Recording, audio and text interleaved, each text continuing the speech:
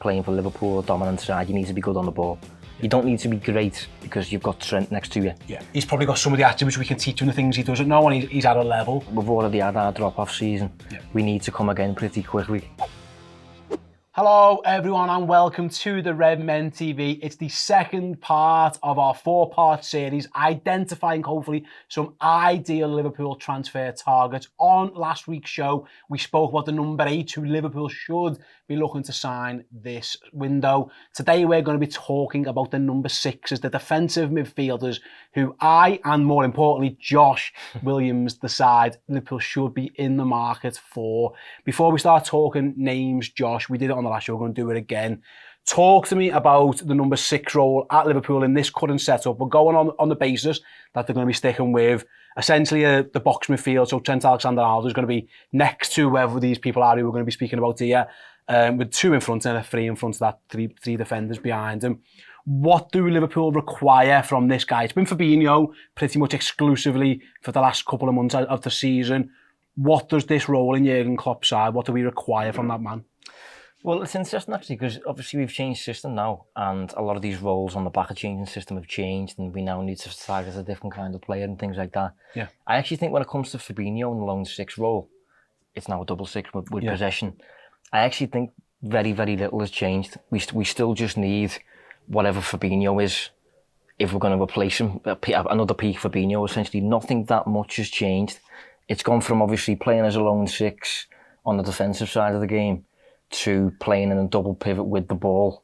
But overall, I think the responsibilities on Fabinho's shoulders, I think, are largely the same with the exception of now, in the immediate counter press after losing the ball, he's now got someone with him, which is almost allowed them to, you're not expected to cover as much ground. Yeah. So maybe you could argue we don't need an absolute marathon man in the centre there who's going to just sweep up everything like Fernandinho did, or someone like that. Like Fabinho did. yeah. But even Fabinho, though, peak Fabinho was not particularly quick, was he? He seems to get across the ground, cover ground better than he probably did at the start of the season. We've just watched, which again, I don't think it was a shock when Liverpool put Trent Alexander-Arnold next to him. He did look better. Yeah. Before we move on to another couple of ones, I've got a question that's just come to mind, mate. Is he the only one in the squad at the moment who can do that to the level? And even that's maybe debatable. We've met, Jordan Henderson's about, we've just lost James Milner, so he's gone now. Is there anyone else in the squad who you think, if Fabinho, touch wood, was out for 6 weeks because he pulled his hamstring and Liverpool don't sign anyone, who do you think Jurgen would ask to do that role? And is there anybody you can think of? Yeah. I think Bajcetic is definitely one to look at for that. 100%. And I think Jordan Henderson, for those who watched last week's show on number 8, I think the plan ideally is to get a few number 8s in. We're getting with Gravenberch and Nunes and McAllister and Mount and all these number 8s. Suggests we don't really want a 6, and I think part of that is because if we get an 8 for this side, it moves Henderson back to become an option for the number 6. So I think if you look at it really, we've probably got Fabinho, Bajcetic, Henderson, and at a push Thiago as options for that 6. Yeah. Which is why arguably we don't.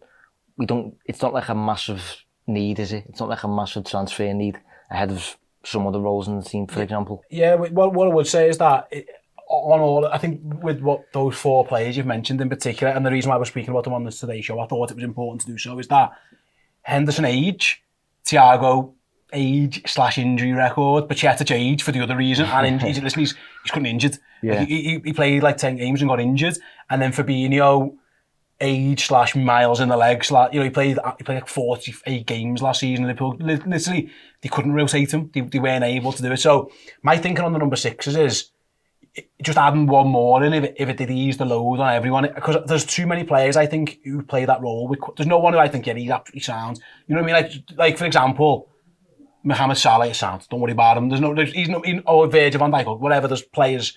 You go, there's no worries, all in total. I think on that defensive / number 6 role, there's a question mark about all of those, whether it's too old, too young, too injured. You know what I mean? If there's we need someone who's just right, and I don't know if we've got that. That's why I think, again, I don't know if Liverpool are looking at number 6s. There's been a few tenuous links, but that was my thinking behind asking about this. I'm not comfortable 100% in any of those players just yet. the one I'm most comfortable with, Stefan Bajcetic, but he's so young. Yeah, that's why I want. You know, what's your feelings in general on them? No, I agree. Yeah, I actually tweeted a few weeks ago about Fabinho because all the links that Liverpool that was seeing are with 8s, not 6s. So that suggested to me at the time when I tweeted it that like Fabinho's good in terms of staying in the team for another year and stuff like that.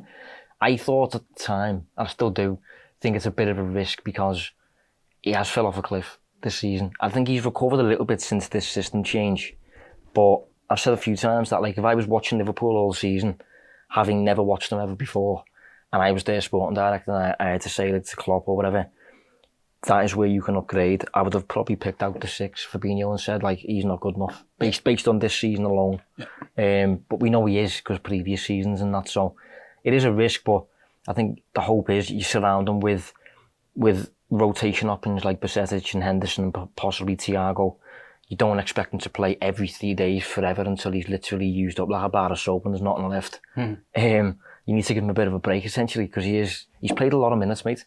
Even though he's 29, he's played so many minutes since like the age of like 18 or something. So just give him more rests and maybe we'll be okay. But nevertheless, if Liverpool are interested in upgrading or calling time, say we get a bid from Atletico Madrid or something like 40 million or whatever, maybe it makes Klopp think. Yeah, absolutely. With that being said, then talk to me about some of the specific skill sets that you think, again, going back to it. So you mentioned before, doesn't have to cover as much ground. The role's not that dissimilar, but what are the specific techniques or attributes you're looking for from someone? If you were making a list, looking at players, can you do this? Can you do this? Can you do this? What would be on your ideal list for that position?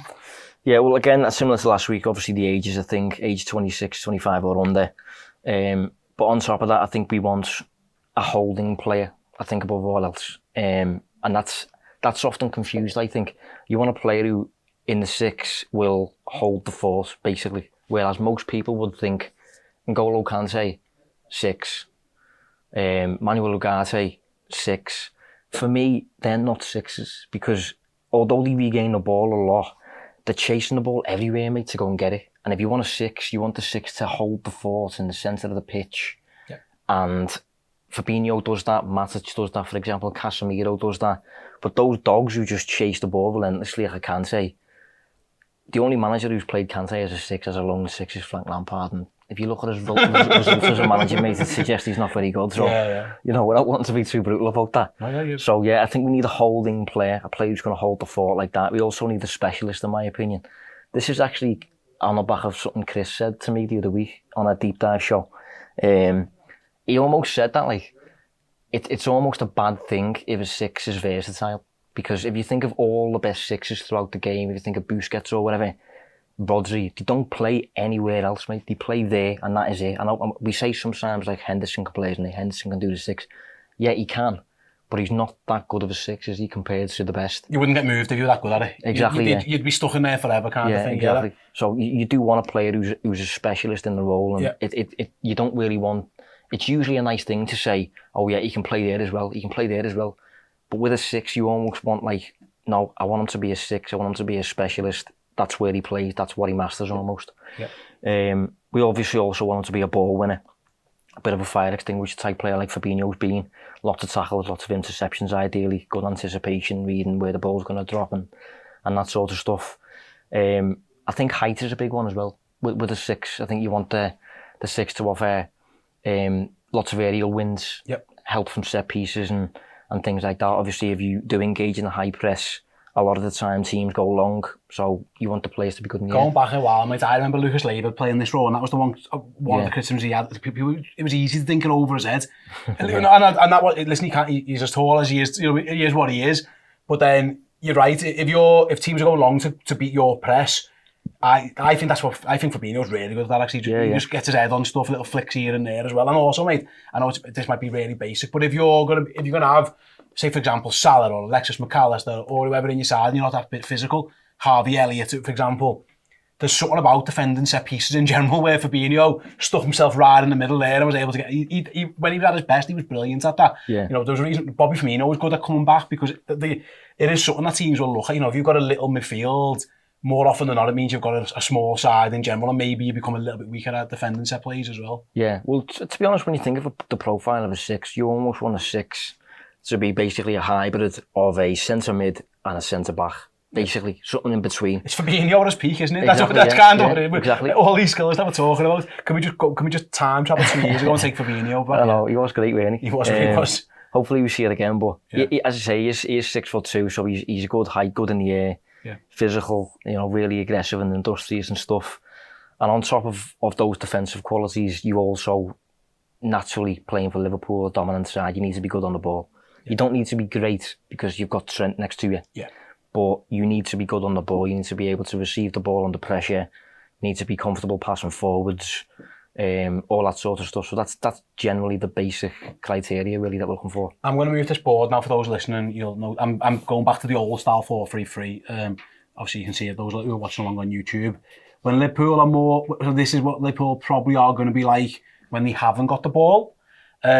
It still looks like I say, you talked before, but maybe they have to do less running, but there's still a lot of distance to cover. So there's got to still be some type of physical, you're not looking at 35-year-old Fernandinho when you look when Man City bombed him out because his legs had gone. Yeah. Even Fabinho at times, when Liverpool have got to this situation, I go back again, it was a semi-meaningless game, I understand it, but that Southampton game on the last game of the season, there were times when Liverpool were caught like this and lads were just running by Fabinho, and that was the concern. So whoever it is, I'm guessing there's still got to be some level of physicality because you're going to find stuff in this position quite often, semi-often. Yeah, well ideally you want your six to be able to cover wide open spaces because the more you can leave him on his own, the more players you can kind of let to just go and score goals in the final third, basically. Yeah. So that is a nice thing, but with this new 3-2-5 shape with the ball, obviously, might as well keep it the way it is because as we defend, this only becomes our shape, the 4-3-3, when the press has been beaten. Yeah. So he is covering ground, definitely side to side, especially,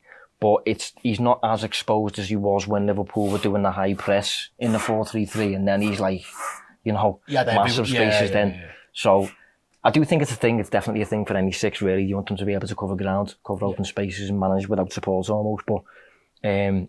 Maybe we've lessened the need for that by changing this formation, which might be why they went to in the first place. I'm going to throw back then to like the 3-2-3.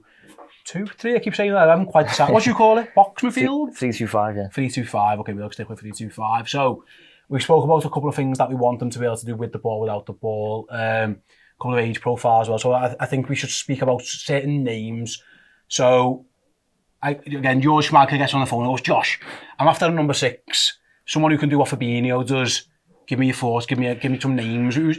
Right, okay, here's who I've got. What are you going for first? Well, usual caveats first, and I'm going to do this in the next show and the show after. Because some of the names I've got in here, I don't necessarily want Liverpool to sign. Okay. Right, and some of them don't fit the criteria I've just mentioned perfectly. They fit it enough. Someone who's probably, I'd say there's 2 who are perfect, not perfect, but as close as you're getting to that. One is Declan Rice, obviously. Brilliant. Very expensive as well. And the other is Moises Caicedo. They're the 2 top bracket players for this role if you want to get them like. Yeah. Why is that? Tell me about that. What do those 2 do that you want? Is it just everything that you've spoke about before, really? And also, there's a reason probably why they're being linked with £80 million plus moves because they're a dying breed. There aren't that many of them, like you said before. So, scared to see increase the value and also the quality of player. Yeah, to be honest, Declan Rice, you don't usually see England produce a player like that. That's the ideal player that Gerrard and Lampard needed behind them for England in the 2002 World Cup or whatever. He is... Well, not Owen Hargreaves, when they tried to show Owen Hargreaves into it. A young possibly a Carrick maybe, but I think Rice is a bit more of a ball winner than Carrick was. Yeah. But he puts a foot in a lot for West Ham, gives them a real platform to go and attack really. I think we had the game at Anfield a couple of months back. We played West Ham, I think we were a goal up. And it got to a point, West Ham needed a goal towards the end of the game. And Rice just did that, mate. Just stood in the middle of the park and everyone else went forward and he just swept up everything. I think he got man of the match in a game they lost. Yeah, he was brilliant. Yeah, he was. He was brilliant. Good age, really physical. I think he's about 6'2", about similar to Fabinho, sorry.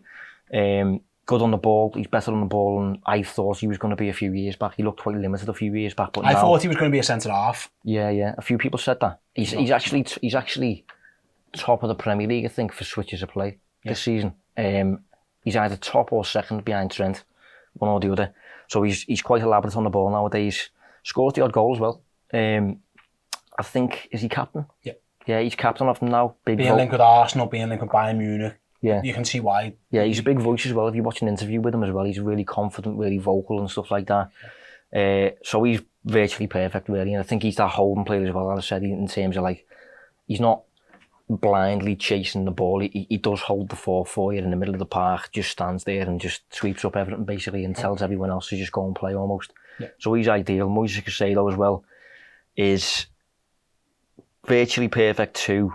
Maybe doesn't have the height. I think he's 5'10"-ish, something like that.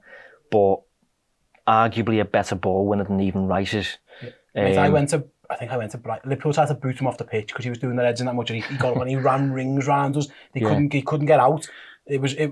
He is a top player. Yeah, it was a bit. I've seen N'Golo Kante have that type of games in Liverpool with him. No matter what they tried, they just couldn't break the code of Moises Caicedo. And the game against Arsenal at Brighton won that effectively. I mean, by that point the title may be gone, but at that point it definitely went. I thought he was playing left wing at one point. He was everywhere. You saw someone who can cover ground. He's definitely got that. He's definitely got the cover ground, but yeah, he can manage wide open spaces if you need him to. I think McAllister and Caicedo were both absolute top quality, and I think wherever they go, I don't think they're bad signings, mate. You can just put them in anywhere, really. So they're your two that you'd be ideal. You'd, in the dream world, you'd be York. Have you got 200 mil? Go get these lads, yeah. Yeah, it's interesting actually as well, because Caicedo's played there lately. Because there's been a few injuries to Joel Veltman. That's where he was against Arsenal. He was playing. He was playing like the Trent right back's hybrid role. But there were times he was chasing lads over to the left wing and booting them into the stands. And we're like, wow, he really has got that. Got the engine. Did you see what he did with Matoma against Arsenal? When he went and helped them out. Yeah, that's what I'm saying. There was lads who were kicking him, so we were sound, I'll go and kick him. That's what I was on about. He just ended up over there, just going, he's got a bit of character about him as well. Yeah, would you like to see that? To be honest, that reminded me a bit of, do you remember Fabinho against Barca? Where he screams in Suarez's face as he's on the ground. You want your DM to be like that, mate. You want your DM to be horrible, Casemiro's got that in abundance. Yeah, he has, yeah. Those players, mate, are just boss. Put that on your list. Has to be a bit of a twat. Has to have that dog in it. The more polite way of saying it. Yeah. I probably lost some advertising revenue by saying my version. It's absolutely fine. We'll move on. So if they're your two ideals, who else is on the Josh Williams hit list of potential other options? Well, the other players, you're getting now towards players who aren't perfect fits. Okay. And I think this captured for me a little bit why we're going for 8s, because there's loads of them who fit the bill, rather than 6s who there's maybe 2 who fit the bill and they're both massively in demand. Yeah. So a player I wanted to mention was Manu Kone. Been linked with Liverpool. Because he's been linked a lot, it's an interesting link, really is. He's definitely a ball winner. He can definitely do all that. He's a good size, I think, about 5'11"-ish. Yeah. Good on the ball, press resistance, likes to dribble and stuff. Age. He's good age. Maybe a tiny bit almost expressive and inclined to carry the ball and dribble than a typical holding 6. Just give it to Trent, mate. Do you know what? He reminds me a bit of Naby, you know. Remember Leipzig Naby? He was like that. He'd get the ball there. And rather than laying it off, he'd just go and try and dribble past everyone and just do it all himself almost. He's an interesting link. Again, I don't know if he's a holding 6 though, on his own. He potentially could learn it. Certainly not immediately. If we was to play him in a double pivot and we was to keep a double 6 as like a fixed with and without the ball, fine. But as a lone 6, I don't really know what that one is interesting. On last week's show, we said about the 8s that Liverpool probably want someone who can come in from day one, first game of the season, and play. For example, if they go for a Kone, who's more of a project, they probably have got scope to be able to do that, because if they trust Fabinho enough, if Pacetic is fit, and if worst case Thiago Henderson do it, maybe that's where you can go and get more of a project player. We can go, actually, we can teach you this. We don't need you to play from day one. Whereas with the 8s, like we said on last week's show, they probably want them first game of the season in the team. So maybe that's where maybe someone like a Kone perhaps makes sense, where they go, he's probably got some of the attributes we can teach him the things he doesn't know, and he's at a level. Perhaps that's maybe some of the thinking behind that, do you reckon? Yeah. I think if we were sticking with the original 4-3-3, I would like him on the left of the 3. Still not even as the 6. We're going to say Gini Wijnaldum's name again here. We nearly got through a show without doing it, but I think we're going to have to. The Wijnaldum left row, that's what it is. Yeah, essentially, but not so much of the attacking stuff, because I think he gets a bit of a nosebleed in the final third, Kone. But in terms of the middle third, giving your fullbacks almost that platform to go and create and just winning the ball for you. And if he's pressed, you can't get the ball off him again, like Gini. So it's an interesting link. Like I do want to look into him more. But within this box, with the ball and the 4-3-3 without the ball, I don't overly see it. Okay. I don't exactly see where he's going to be, if I'm honest. Okay. But he's there enough to make the list. He meets some of the attributes, definitely. Yeah. The ball, especially without the ball, probably he meets a lot of them. Yeah. João Palhinha is another one for Fulham. Yeah. Ranks top of the Premier League this season, 4 tackles and interceptions.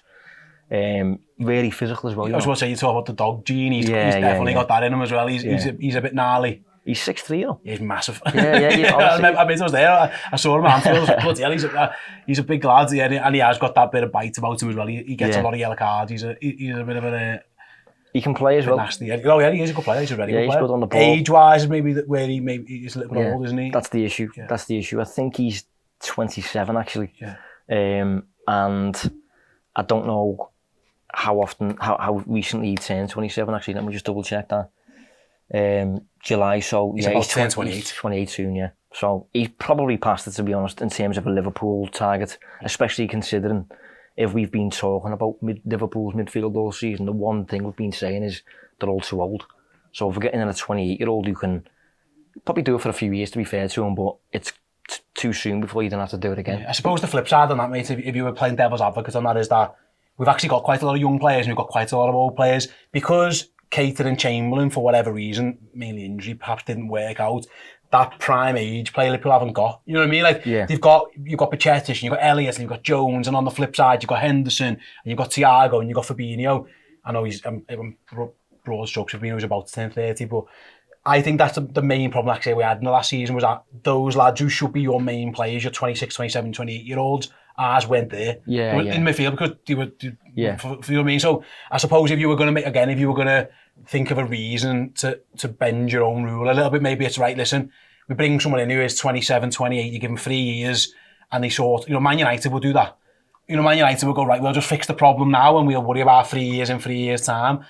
I wonder if Jürgen, the fact that his contract isn't that long, do you reckon he would ever compromise on that? Schmadke is a relatively short-term hire as well. That's where you could get away with it. You know what, listen, we'll box it off now and the next fella can worry about 3 years' time. I just want to win now. I suppose maybe that would be the devil's advocate point on that stance, perhaps. Yeah, well, one of the interesting things about him actually is, even though he is 28 now, he was kind of a late bloomer. Yeah. So he hasn't actually played too much over the course of his career. In terms of league minutes so far, he's played about 15,000 league minutes over the course of his career.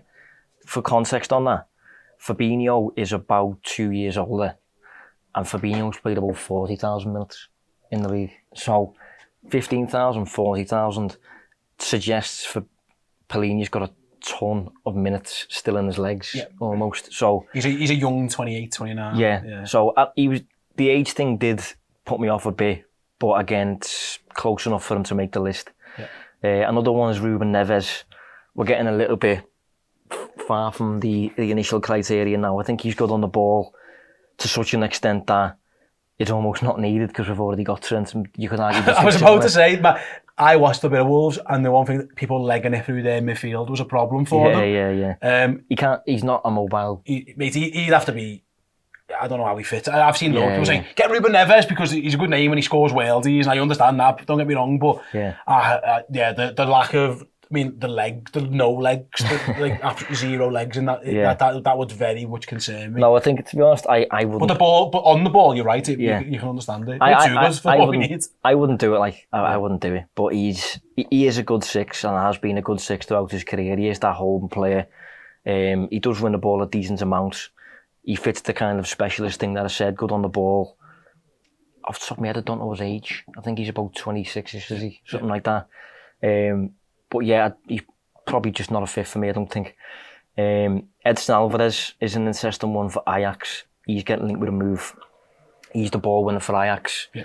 The Ajax version of Fabinho, if you want good age. In fact, no, hang on. He's about 25, 26 actually, so he's peaking quite late. Mexican. He's one to keep an eye on. I think he's getting linked with moves. Sofian Amrabat as well is another one from most people would know him from the World Cup, I assume. He was kind of like the Fabinho of Morocco, really, wasn't he? Yeah. Just winning the ball a lot. And he's better on the ball than you'd think as well, really progressive on it. He was like Liverpool Jordan that World Cup, nothing ever come of it, of course. But at the time, you know, when we were all crying out for midfielders, when we thought the ghost of Fabinho was playing, and Liverpool ends up going to sign Cody Gakpo instead after that World Cup. I think there was a lot of people who would have took Amrabat at the time. Yeah. Just because, like I say, he did have such a strong World Cup again. I get it. Again, it's the...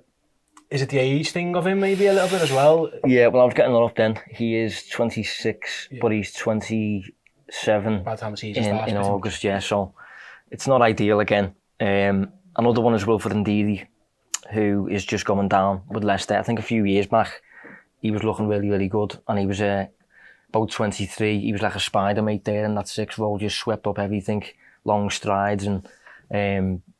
big fire extinguisher for Leicester, and allowed Maddison and Tielemans to just go and do the thing, and he managed a massive space for Rodgers on his own, but then started picking up injuries, fair few of them. The whole Leicester thing dropped off a cliff, and now he's been relegated, and I think now he might be about 25, 26, so maybe that ship has sailed, but a few years back he was looking really good. Yeah, he was, yeah. Right. And I think I'll just close it with Sandro Tonali, who's playing as the holding player for AC Milan. 23, I think he is. Decent height, good on the ball. Standard 6 really in many ways, but I don't know like how high his ceiling is. I think he's probably at his level for me. Yeah. But does fit the bill. But I think you can gauge based on those names maybe why Liverpool are not overly pushing for the 6 and are instead pushing for 8. I was about to say, because I was going to say, give me your ideal targets. But you've said Rice and Caicedo, they're £80 million, maybe up to £100 million players. And other than that, if I said to you, I pressed you on one more of your list who maybe is a bit more affordable, realistic, would there be one?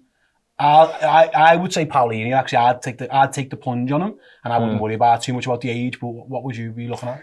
Yeah, for me it'd be Paulinho or Alvarez. I think one or the other. But it would be Rice and Caicedo if it was unlimited options. Yeah, it'd be a case of if you was asking me for Paulinho or Alvarez, I'd be saying the names, but I'd be reluctantly saying them. And when you're dedicating, it's a massive summer. When you're dedicating transfer fees to these, you want to be as close to certain as you can be, don't you? So I don't know, it's a tricky one. Yeah, the thing, like I say, the frustrating thing that people like going, why can't we spend the money on?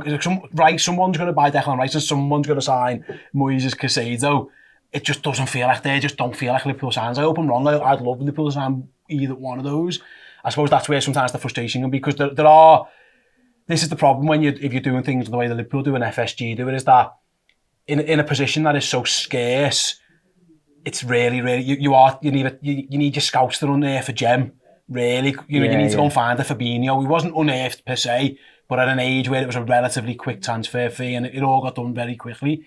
That's the frustration. Is that's the mod when there's pros and cons to every transfer strategy. What are the cons? Is if there's a position where there aren't many great ones and the ones who are available are going to cost you loads of money. This is where you see the downside of that because someone's going to get Declan Rice, someone's going to get Moises Caicedo, and they're going to absolutely love them. Yeah, it's one of them summers as well for Liverpool where we just don't really want to take risks, do we? Yeah, we've already had our drop-off season. Yeah. We need to come again pretty quickly. Hence the links to lots of Premier League players, I think, compared to previous seasons where we tend to go elsewhere, don't we? Whereas we're getting linked now with Mount and Caicedo and Rice and McAllister. These are all in England, so it's interesting that Liverpool are basically going for this tried and trusted almost, but we need it this summer. Yeah, absolutely. Right then, let us know again. If you're watching this on YouTube, let us know in the comment section. Who would you like Liverpool? Of all the names we mentioned, who would you most like? If you're listening to this podcast, you can get us in touch. So you can get in touch with all the socials at the Redmen TV. You can find Josh at Distance Covered as well there. Which DM, if any, would you like Liverpool to sign? If you haven't, we've referenced it a few times. Go back and watch last week's show where we talked about number 8. And then stay tuned for next week's show. We're going to be focusing on the left-hand side of Liverpool's defence. I've been Steve, this has been Josh. That's been the Deep Dive, and I hope you've all enjoyed it. See you in a bit. Hey, our 3-part documentary series, Bobby Firmino, Best in the World, is being released this June. And if you head to redmenplus.com and sign up, you're going to get early access to episode 1, exclusive access to episodes 2 and 3, and you're also going to get the full interviews with all of the contributors, including Jordan Henderson, Adam Lallana, Ian Rush, and so many more as well. Head to redmenplus.com.